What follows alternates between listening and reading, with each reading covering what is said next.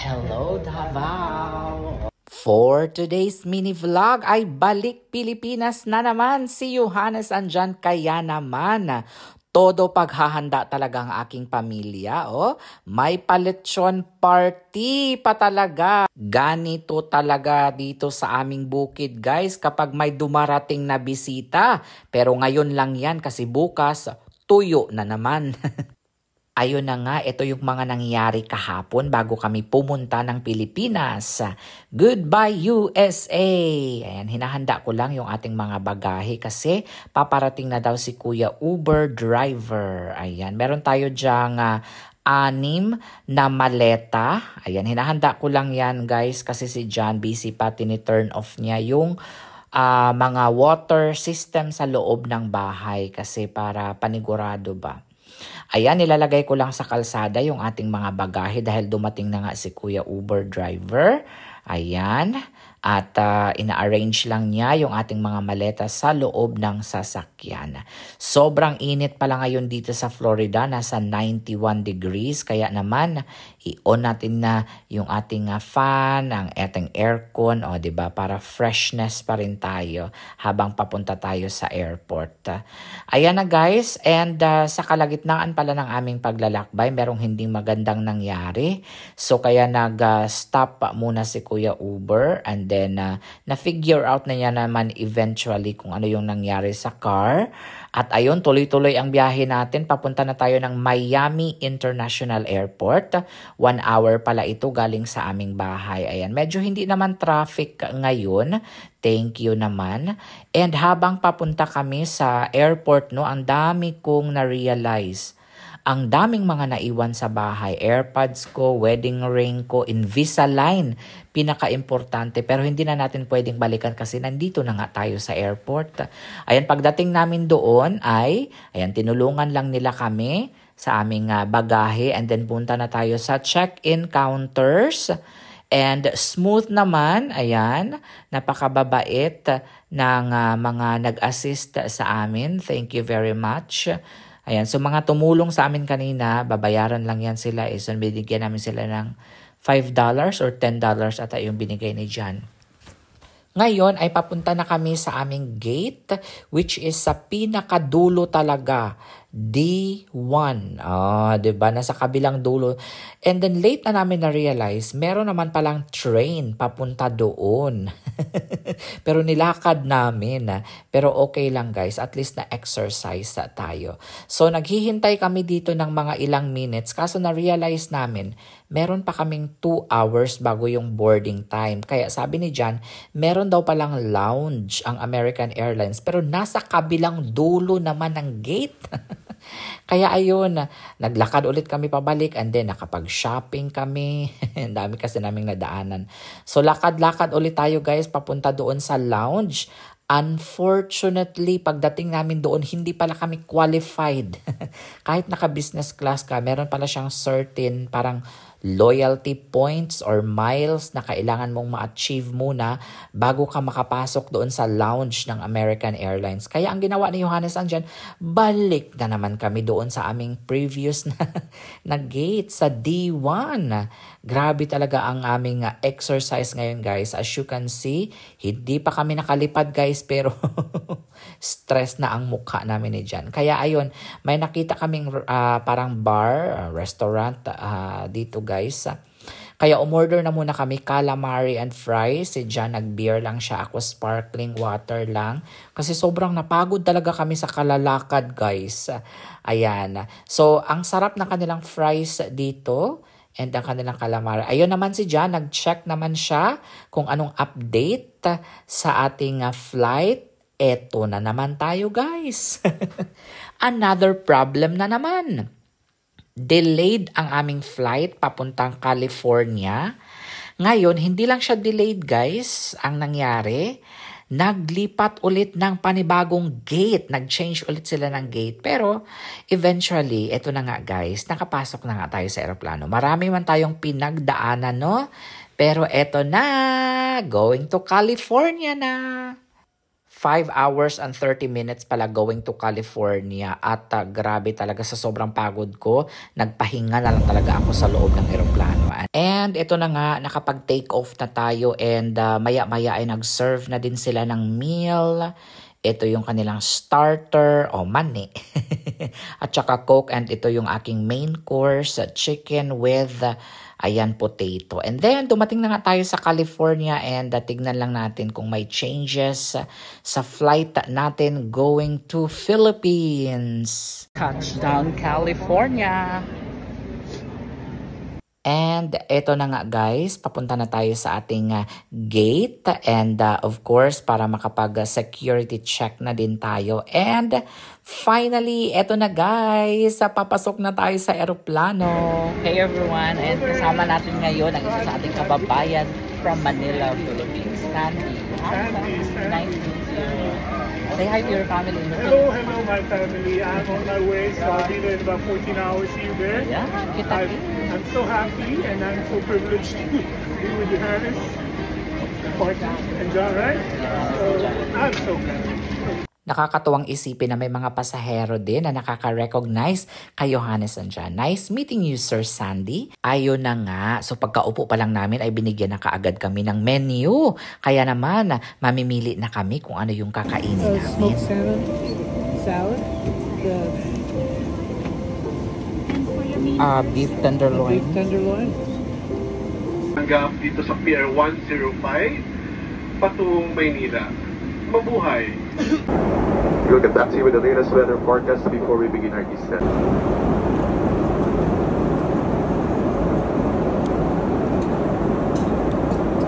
So dahil we're flying with Philippine Airlines, hindi natin papalangkasin na matikman ang inyong napakasarap na arroz caldo. Kaya naman, maghingi tayo kay Sir. Sir, anong name, Sir? Dennis! Mapalad tayo at nabigyan tayo ng pagkakataon na masilip kung paano nila hinahanda ang pagkain sa loob ng eroplano. Ilang pala? So, nakalagay po siya sa steel na ice bucket, and then you heat it up, and then you put it in a bowl. So kayo lang po ang gumagawa? Hindi po, galing na po yan sa San Francisco. Tapos iniinit na lang? Opo. Tapos nauubos talaga, Sir Dennis? Sometimes naubos po, sometimes hindi. Depende po sa profile ng passenger. Kasi minsan, hindi naman po nila gusto yung arroz caldo, like foreigners, hindi nila gusto. So pag ganito, medyo hindi rin po nauubos. So ikaw ang naka-assign sa business class lang? Dalawa po kami it's me and Omar is in the middle. Oh, thank you so much, sir. Welcome po. Any drinks pa? Okay na po. Water? Okay na. Okay, sige po. Thank you. Okay lang i-upload ko to sa Facebook? Okay. Thank you. So, shout out saan ka sa akin, Dennis? Shout out po sa inyong lahat. Saan po sa atin? Sa Paranaque lang po. Paranaque. Shout out. Thank you, sir. You're welcome.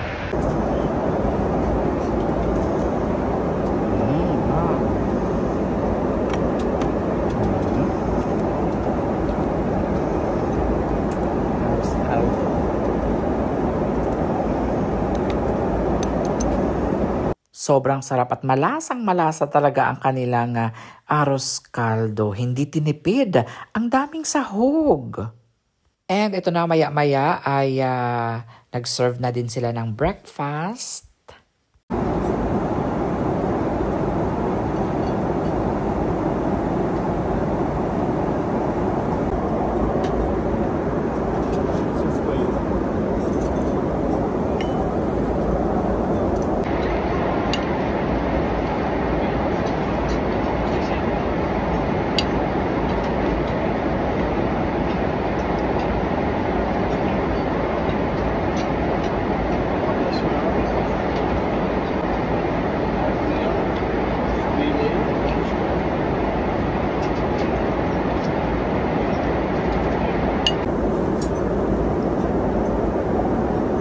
Pandesal. Sa pandesal yan.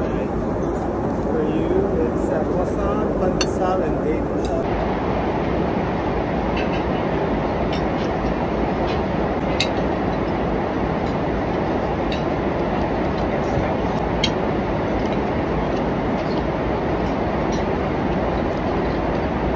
Ito naman yung in-order ko guys. For breakfast, marag egg, rice, and daing. Kain tayo!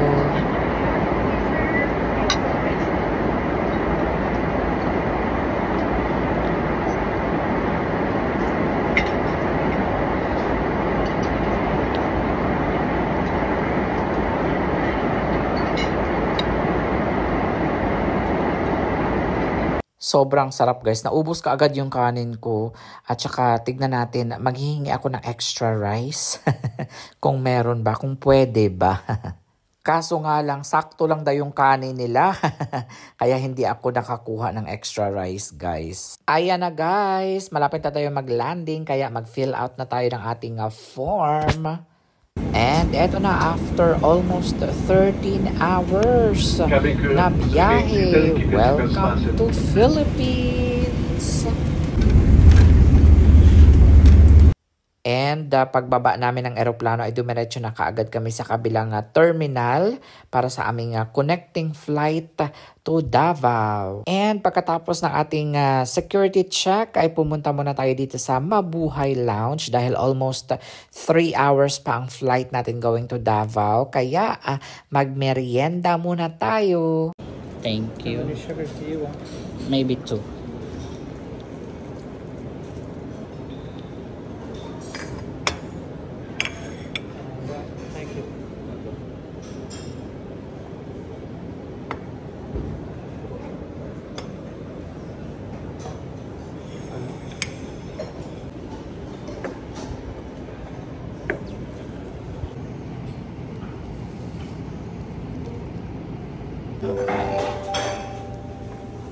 Final call for boarding.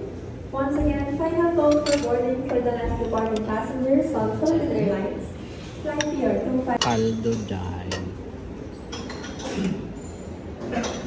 Eto na guys, nandito na kami sa terminal. Waiting na kami para mag-board.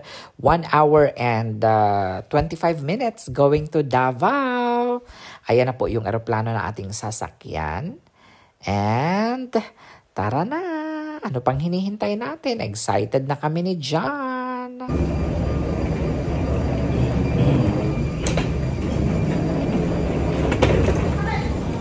So, ayun na nga, naka-plaster na tayo dito sa eroplano. Dito na yung mga gamit natin. May unan, may kumot. Magcha-charge lang ako kaagad kasi na-lowbat na ako eh. Ganito nga pala ang weather situation ngayon dito sa Manila. Ilang araw na daw ito na maulan-ulan. Eto na guys, pa-take off na tayo and after 1 hour and 25 minutes, hello Davao! Ayan, hinihintay na pala ako ng aking pinsan kasama ang kanyang kaibigan. Pero bago tayo pumunta ng probinsya kasi 3 oras pa yung bahay namin galing dito sa Davao. Kaya naman, dahil nagutom na kami ni John at hindi kami kumain sa eroplano, dumaan muna kami dito sa Prime Bistro, isa sa na-discover namin. Actually, nung last uwi namin, kumain din kami dito. And sobrang sarap ng kanilang pagkain. Ayan po si Koy, isa sa kanilang mga servers dito. And sobrang ang babait nila, ang bilis ng kanilang service. And of course, ang pinaka-masarap na pagkain dito na natikman ko ay itong kanilang bulalo steak. O, 'di ba? Maraming salamat talaga sa inyong luto. Talaga nga namang 10 over 10 ang ibibigay ko dito na score. At saka i-recommend ko talaga ito sa aking mga kaibigan na dito sila kumain. Malapit lang ito sa SM City Ecoland. Ayan, yung Prime Bistro. Nako, hindi sasayang ang inyong pera dito guys. Talagang worth it lahat. So far yung tinikman ko dati pasta, tapos si John steak, tapos ito naman guys, talagang recommended ko talaga ito sa inyo guys. Tikman nyo itong kanilang bulalo steak. Goy. Jeremy Goy. You tried it.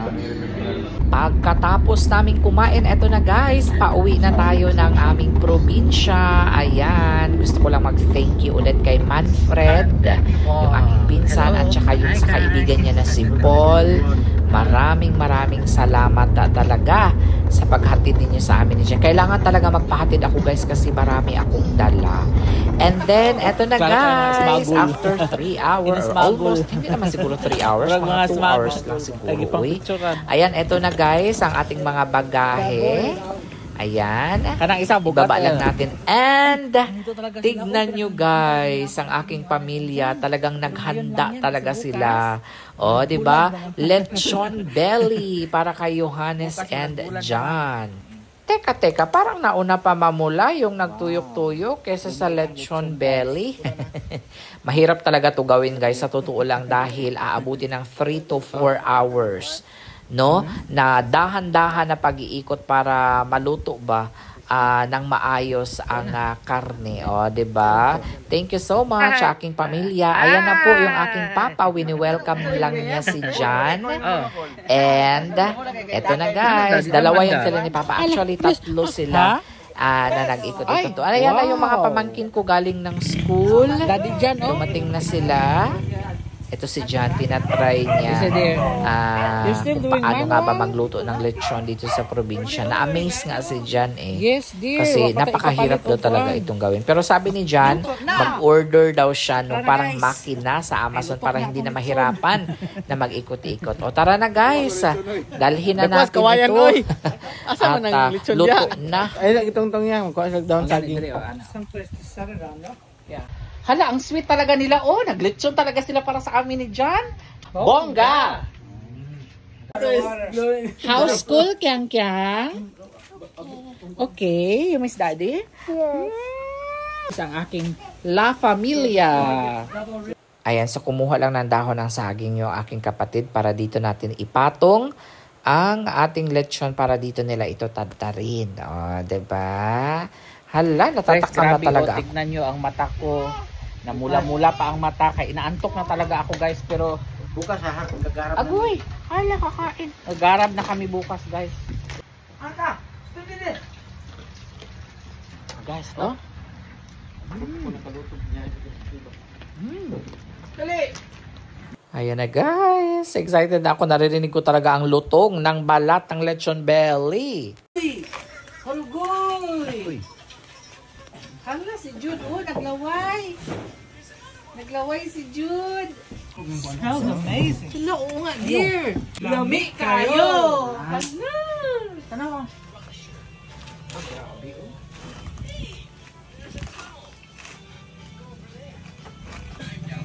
Hello, kalami, anak dear. Uy. Wow. Yummy! Yummy.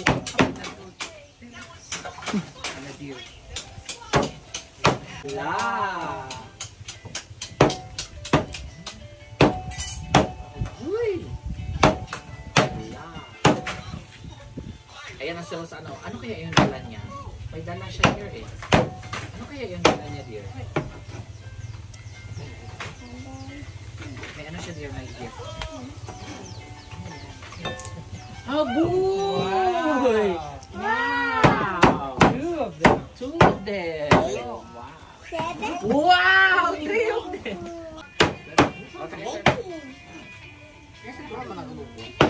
And eto na nga guys, maghawas na tayo nitong ating mga bagahe. Ayan, ito na po yung mga dala natin. Meron tayo dyang mga pasalubong, of course. And then, mas marami kaming dala din guys, na mga gamit sa kusina. Ayan, ziplock. And of course, nagdala din kami ng sarili naming kape, cheese, at kung ano-ano pa dyan guys. Ha? More bags? Yes, of course. Sana all. Nape ako. Sige, muna isa. Hala, what is that? What is this? Ha? Tignan mo, Jude. Oh, Jude, hala. Hala, hala. Hala. Nitambok lagi. Agay. Hala. Not as exciting as I thought. Wala man na-excite. And for Audrey, ito talaga ang gusto niya na pasalubong guys. Strawberry jam. O, diba? Tuwang-tuwa talaga. Nag-aagawan talaga sila na kiyang-kiyang sa pagbukas. At gusto na daw nilang i-try. So, ayun lang guys, yung ganap natin for today's mini vlog. Gusto ko lang magpasalamat ulit kay Manfred and kay Paul sa paghatid nila sa amin ni John dito sa probinsya. Pangalawa, sa aking pamilya na nag-prepare nitong napakasarap na lechon belly. Maraming salamat at na-appreciate ko talaga ang inyong pag-asikaso sa amin ni John. Ayan, at sa mga followers ko, marami po kaming mga nakaabang na mga content para sa inyo na talaga nga namang magugustuhan ninyo. Road to 1 million na tayo at sana makuha natin yon dito sa probinsya. Maraming salamat sa inyong pagmamahal at suporta sa amin ni John at sana hindi kayo magsawa na suportahan kami. Ayan, hanggang sa susunod na videos natin, mag-ingat po kayo lahat and thank you for watching. Bye-bye!